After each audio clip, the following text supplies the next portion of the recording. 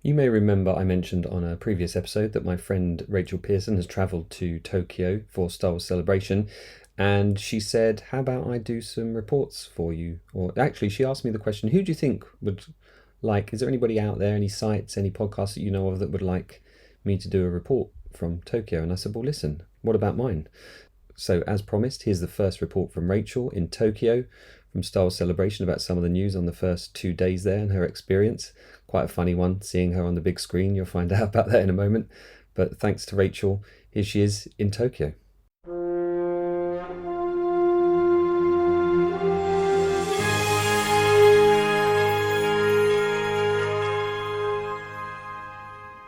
Well, it's been quite a couple of days at Celebration here in Tokyo.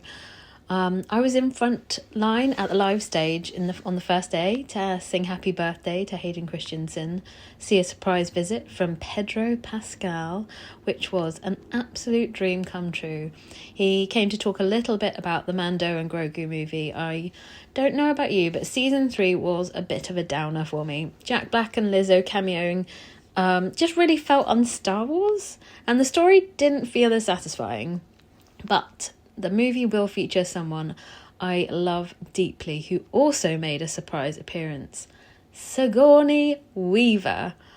My moment in the spotlight was being filmed bawling my eyes out at seeing an all-time hero of mine and it being broadcast live to the internet and on the live stage screens in front of 2,000 plus people. If you check out the live stream videos on YouTube, you'll be able to see my tear-soaked face. She was wonderful as always and shared that the Mando and Grogu film is going to be action-packed, adventurous and adorable. And honestly, there was so much love for Sigourney Weaver in the room, and she's joining a brand new fandom. There were a lot of people who seemed to be Alien fans there. When the host mentioned the Nostromo, there was lots of cheers, and that felt really special. That was great. She's, like I said, an all-time hero of mine, up there with Carrie Fisher and Laura Dern, who was also rumoured to just be hanging around. I was hanging out at the press tent this morning, and someone who looked very much like Laura Dern came out, and a few other people around me were saying, "Oh, it's Laura Dern. It's Laura Dern." So I might have seen my third most hugest hero of all time. But we'll see. I've been doing some digging around, and I can't find any confirmation of that. So just a rumour, a mirage, a hallucination. The other huge news from day one was that Ryan Gosling will be starring in a Sean Levy-directed Star Wars film called Starfighter, and that's due on Memorial Day in 2028. Now, the thing with announcements of new films at celebrations is that a lot of them seem to just get pushed under the rug and never actually really happen.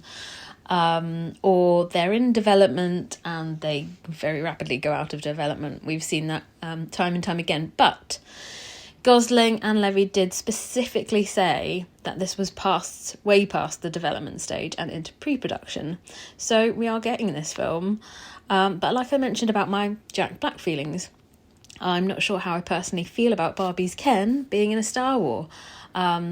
But I'm going to remain open-minded as I do with anything to do with Star Wars. And I know Ryan Gosling's a phenomenal actor. Jude Law's just been in The Skeleton Crew, and I think he was really great in that. He's a very well-known actor, so I'm reserving judgment on it as always. The beauty of Star Wars is that there is something for everybody. So, in other big news, there is a new Darth Maul series coming, which is called Shadow Lord. I'm a huge fan of Sam Witwer, who's the Maul voice actor. He's been trained up by Lucas and Filoni, and he's really deeply protective and knowledgeable about Star Wars lore. He's really, really passionate about it. You can have a look at some of his videos knocking around on YouTube about him talking about what he's learnt from Filoni, and I think he's a really good guy for protecting the integrity of that world. And I'm a really big Maul fan too, so I'm always happy to get more of his character. I think one of the most emotional moments in the Star Wars universe for me is, spoiler alert, when Obi-Wan Kenobi finally takes him out in an episode of Rebels called Twin Suns. It's really beautiful, and Sam Witwer described that scene in a panel today really beautifully, saying that Obi-Wan decides to replicate the styles of his master in order to trick Maul into trying to fight him like he did his master. And obviously Maul took out Qui-Gon Jinn in The Phantom Menace. So that was how he was able to defeat Maul in that episode, finally. And it was just a very beautiful and interesting way of looking at that. And there was this morning, the Andor panel for the second season of Andor, which the first episode of the second season was streamed after that panel. I wasn't able to be in it, unfortunately, but I had a couple of people on the inside, and apparently it was met with a lot of positivity and excitement. And I think we know that Andor is one of the biggest Star Wars wins in recent years in terms of TV streaming. And I know your panel, Jamie, with the creators of Andor, was really an amazing moment at Celebration Europe. So we want to see lots more of that quality in season 2. And by the sounds of it, we will be getting that. Many of the actors in this season have said that it will really change how we view Rogue One. And we'll see it in a whole completely new light. A couple of the different actors in different interviews across the last 2 days have said pretty much the same thing, so they may well have been briefed to say that. But yes, the series runs right up to that moment when Rogue One kicks off. Alan Tudyk from Rogue One, who played the droid K2SO, is returning in the season as well. So he was in Rogue One, he's now in the series. So I'm looking forward to seeing how he's incorporated in that. Alan Tudyk is an amazing guy. I saw him on the live stage this afternoon. Very funny, very smart. I've been a fan of him since he was in Firefly, and who's in some episodes of Arrested Development. He's incredibly funny. But interestingly, there are also some rumours, unconfirmed rumours, going around that Mads Mikkelsen may feature as Galen Erso in this season. So Galen Erso, the designer of the faulty Death Star. So it'll be really interesting to see if he actually does make an appearance in that. We'd love to see that. Mads Mikkelsen, again, he was in the Stars of Star Wars panel this afternoon. Super fascinating guy. It's really nice to kind of keep a lot of the Star Wars in their family, with his brother Lars playing Thrawn in the Ahsoka series. Lars wasn't at Celebration this time round, but I know he's a very popular person. I've seen and heard lots of people talking about him. He's a very popular Star Wars actor now, playing a very iconic character for many. Speaking of iconic, there was a huge amount of love for Manny Jacinto, who played Chimere, or the Stranger, from The Acolyte. And I promise you, all of that love wasn't just from me. I did get a photo op with him, and he was the most gentle and sweet guy for those 27 seconds. He was in a lot of the Stars of Star Wars panels. He was there for quite a long time being interviewed, and people could not stop cheering for him, and he was very visibly moved, which was really lovely. Obviously, there is a dark side to the Star Wars fandom, and The Acolyte was cancelled. He didn't hint or mention that there was any sort of chance of it potentially coming back. But I could tell that he was very moved by a lot of the love in the room. And again, I promise you, it wasn't just me screaming at him because of his lovely arms. Promise. I do hope one way or the other his character can return, as I think his performance was really outstanding and a very interesting character with lots of layers. He also has a lethal face card, and I do like the focus on the female gaze that The Acolyte took. It was risky and it didn't pay off yet, but I liked it, and apparently so did a lot of people. There's not too much to report about any Ahsoka news, but Dave Filoni's promised fans that there's going to be more Chopper, the droid Chopper, featured, as apparently he was saying that the fans were being very demanding about seeing more Chopper. And again, personally, I'm very excited about that. I do like Chopper as a droid. He's somehow very beloved by many Star Wars fans from Rebels and the TV show Rebels, and now in live action. And so Dave Filoni is delivering yet again. And we got to hear from the crew behind Light and Magic, the second season, about ILM, where many of your friends and guests come from.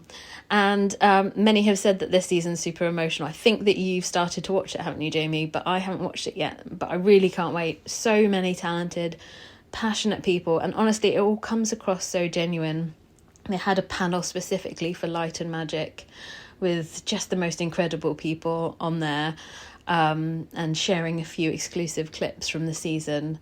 And I think that that's going to be a real special one. I am really, really excited by and happy that people like them and also people like you are documenting all of this important cinematic history and all of this advancements in technology, but also like paying homage and remembering the ways that it was done, things were done before and how it's developed. It's all super fascinating. It's all super part of our cinematic history, and it's really important to document. So I'm really glad that they're making series like this and that you're making filmumentaries as well. So far, it's day 2 of Celebration. It's the last day tomorrow. It's a slightly shorter day. I don't think there are too many big panels tomorrow, but we do get the news about where the next Star Wars Celebration will be. There's been rumours of Anaheim again, maybe Orlando, but also a very unsubstantiated rumour from someone who works at a rainforest cafe that it could be Spain, which would be excellent for me, just to hop across the water basically. So maybe we'll be having Star Wars Celebration Madrid or Barcelona, or another lovely place in Spain. That would be really great. So once I find out about that at the closing ceremony tomorrow, I will bring you that news as it happens. And I just want to say it's been a real pleasure being here among my own kind. We all travelled from far and wide because we love this Star Wars universe so much. And that really does bind us together. There's community and understanding, support, and a lot of love there. It's been hard being away from home and my boys, but I couldn't be in better hands here. I'm also really in awe of all of the incredible cosplay I've seen. It's been a wonderful way to get to know people by taking myself off to focus on photographizing as many of them as possible. So I'll share some of those pictures with you when I touch back down on the homeland. But yes, it's been a really, really wonderful, very, very tiring couple of days so far here in Tokyo. But generally the organisation of the event's been great. I think there's been a couple of hiccups with Hayden Christensen's photo ops being cancelled or overbooked, a couple of awkward things like that. But generally the organisation has been really, really great, and there has been such a warm welcoming to everyone from the Japanese people in the area and the Japanese people who are coming to Celebration as well. And honestly, the cosplay is next level. I can't wait to show you the pictures.